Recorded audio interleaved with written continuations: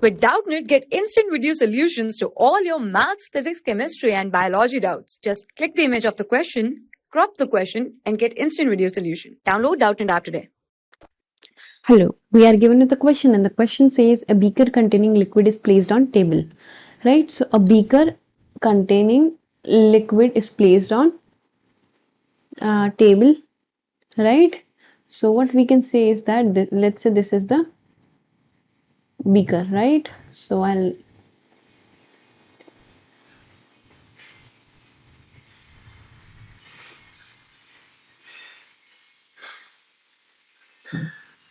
So what we can say from here is that since this is a beaker, right, underneath a microscope which can be moved along a vertical scale.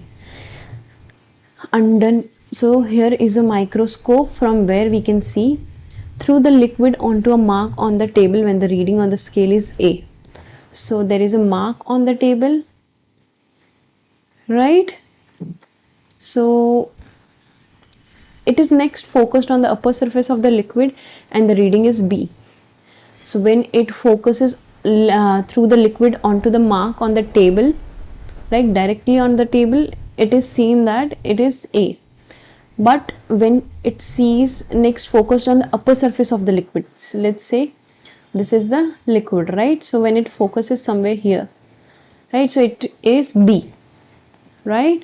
More liquid is added and the observation are repeated. Corresponding readings are C and D. The refractive index of liquid is what? For outer medium, n is equal to 1, so we can consider the refractive index of this to be n itself, right?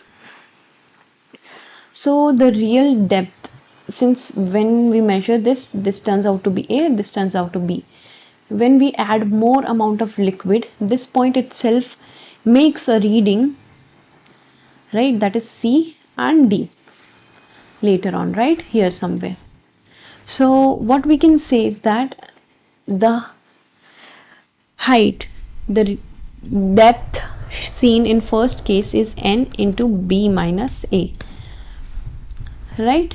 From B to A there would be a refractive index of n, so that is the actual height, real depth, right, in first case. In second case, that let that be h dash, so that would be equal to n d minus c, right? So the difference that is h dash minus h would be equal to n,